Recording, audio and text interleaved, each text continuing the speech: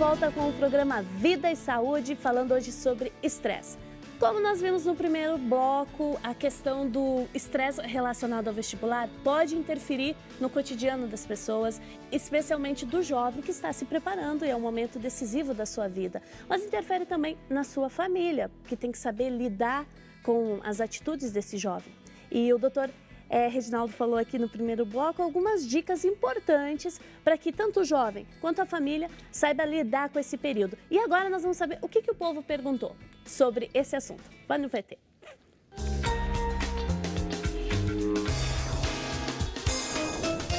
O Osmar trabalha com segurança, olha só, uma profissão que exige muito. Ele também está com uma dúvida e quer fazer uma pergunta. Diz aí. Então, eu queria saber, doutor, como não ficar estressado no dia a dia, no trânsito, no trabalho? Como não ficar estressado? Qual é a dica assim, para a gente não ficar estressado? E aí, como não ficar estressado? É possível? Sim, eu acho que é bacana a pergunta dele, porque assim, nós vivemos hoje num mundo em que há muita cobrança, há muita competitividade, há assaltos, há roubos, há congestionamento de automóveis, né? Então, tudo isso aí acaba sendo estímulos estressores que fazem com que as pessoas vivam mais em ansiedade e mais em estresse, tá? Agora, existem algumas estratégias que nós podemos usar para ir manejando esse estresse, lidando com esse estresse aí, tá? Uma das coisas que nós podemos fazer para aquele que tem automóvel, tá? É fechar os vidros, colocar uma música muito calma, tranquila e relaxar dentro ali daquele automóvel. Então, é possível a gente usar algumas estratégias para lidar com isso, tá? Outra estratégia que nós podemos usar também no dia a dia é o uso de alguns aplicativos. Existem alguns aplicativos no celular ou até aplicativos que você pode colocar no seu computador para você administrar o seu tempo, para você se organizar um pouco mais, às vezes para você colocar um alarme lá para te avisar o que você precisa fazer. Mas Reginaldo, desculpa te cortar, Sim. mas realmente esse é um exercício que deve ser um dos mais difíceis para todos, porque a gente vive num processo muito acelerado. Corre para trabalhar, corre para estudar, corre porque tem filho. O mundo empurra as pessoas. E fazer essa parada e dizer, não, o tempo é meu, eu tenho o tempo nas mãos, é um exercício muito complicado. Exatamente, viu, Simone? É muito difícil, por quê? Porque a sociedade, ela funciona dessa velocidade, né? Ela funciona muito rápida mesmo, tá? A competição, a competitividade, ela é muito forte mesmo. E aí, se você fica um pouquinho para trás, você é passada por cima, tá?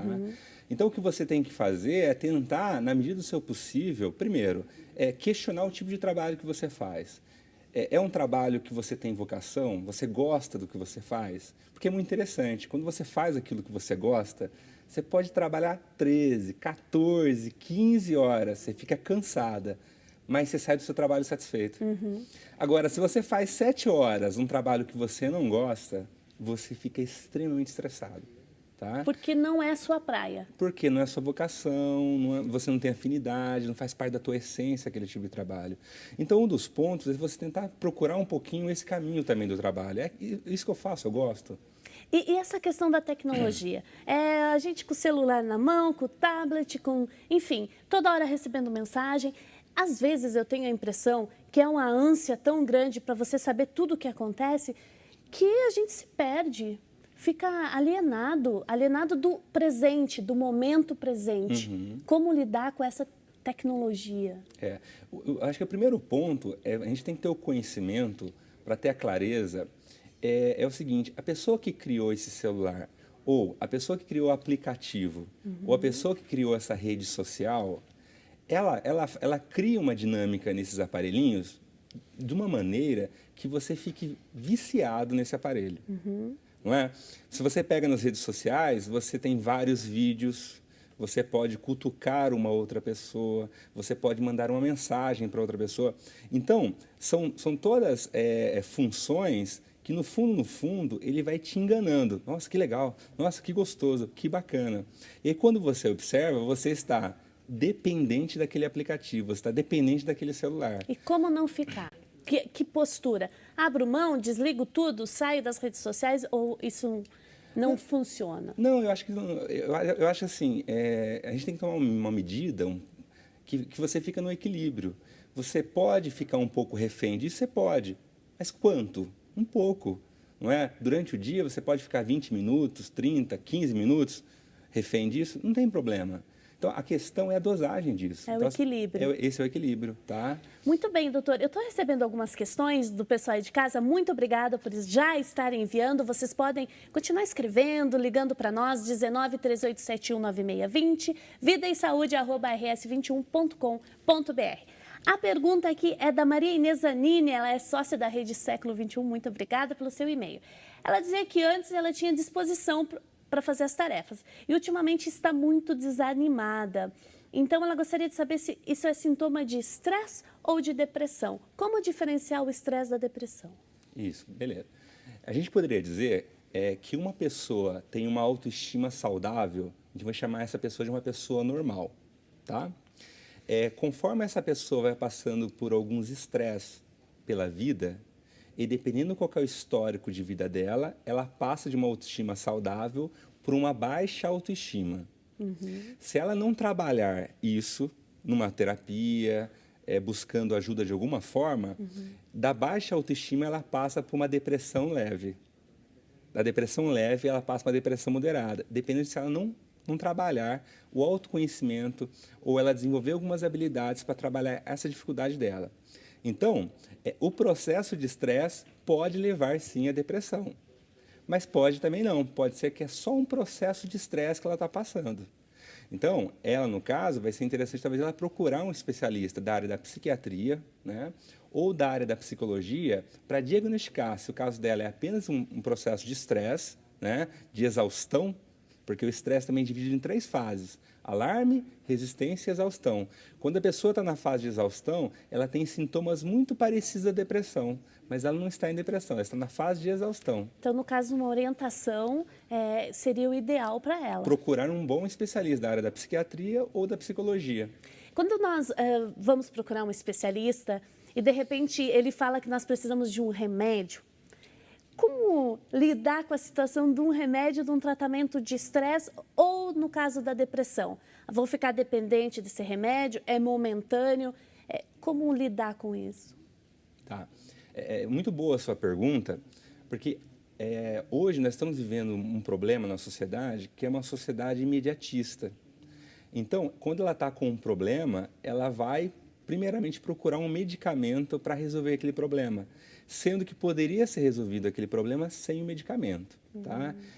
Infelizmente, está acontecendo muitos diagnósticos a ponto de prescrever muito medicamento que não haveria necessidade, tá certo? E nesse caso, sem o medicamento, o esporte é uma alternativa? Fazer uma atividade que a pessoa gosta? O que fazer? Tudo vai depender de uma avaliação, Simone, pelo seguinte: para saber o grau de sofrimento que essa pessoa está, o quanto intenso é o problema que ela tem, tá? Então, eu vou dar um exemplo da depressão.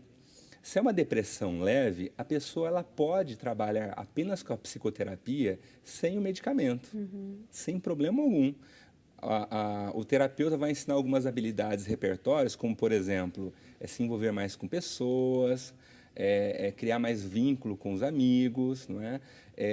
E outras habilidades vai ensinar, e aí ela vai sair dessa depressão leve. Agora, se é uma depressão severa, isso é interessante falar, só a terapia não funciona, não vai resolver o problema dela. Ela vai precisar do medicamento. E o medicamento, nesse caso, vai fortalecer ela como se fosse uma muleta, para ela começar a andar. E depois que ela estiver andando, a psicoterapia vai ajudar para fortalecer a musculatura da perna dela. É uma metáfora, né? E aí ela pode, depois, aos poucos, ir tirando o medicamento. Tá? Quer dizer, essa relação com o medicamento é tanto quanto ajuda. Isso. Vai depender muito do diagnóstico, do estágio da depressão que a pessoa está. Tá certo? Tá certo. A Thaís Bortoloso enviou um e-mail aqui para nós. Muito obrigada, Thaís. Ela diz que ela gostaria de saber se o estresse pode causar câncer. Na verdade, quem perguntou foi a Carmo de Jaú, através do e-mail da Thaís. O estresse causa câncer? Isso, exatamente. O estresse pode causar câncer, tá? Porque o estresse, no fundo, é uma sobrecarga do corpo. O corpo é uma máquina biológica e o estresse, no fundo, é um processo de adaptação da pessoa para lidar com várias demandas do ambiente dela. Então, o corpo fica superaquecido. Então, como ele fica superaquecido, algumas partes do organismo da pessoa vai ser mais exigida. Então, se a pessoa passa por um processo de estresse muito longo e muito intenso, pode alguns órgãos serem afetados e pode se transformar num câncer, tá bom? Em alguns casos podem acontecer, sim. E que outro tipo de doença o estresse causa? Ele pode causar tipos de doenças? A pessoa ficou tão estressada que se manifesta uma doença no organismo dela. Que tipos? É interessante falar da somatização, não é? Uma pessoa que ela vai vivendo constantemente estresse, não é? Essa estimulação crônica vai somatizando no corpo dela. Então, por exemplo, ela pode ter uma hipertensão arterial, pode acontecer isso. Ela pode ter dores na coluna insuportáveis, né? Enxaquecas. Ela pode ter refluxo gastrointestinal. Então, é muita queimação no estômago e então acaba retornando, né? Então, alguns dos exemplos de somatizações no corpo da pessoa. Muito obrigada por enquanto. Reginaldo, vocês que estão em casa nos acompanhando, tem alguma dúvida? Está passando por alguma situação? Gostaria que o Reginaldo explicasse para você como lidar com isso? Escreve para a gente, vidaesaude@rs21.com.br ou 19 3871 9620. Nós vamos para um rápido intervalo, voltamos já já. A segunda dica, se você está tenso, musculatura rígida, ansioso, irritado, não dorme bem, em virtude de algo que está sendo vivido, isso é pontual ou não? Se é pontual e dentro de 1 ou 2 dias você se recupera rapidamente e tudo ok, ótimo. Se isso se estende ao longo de dias, semanas e meses, então você está estressado. Então, aí, acenda a luz vermelha e reveja sua própria vida.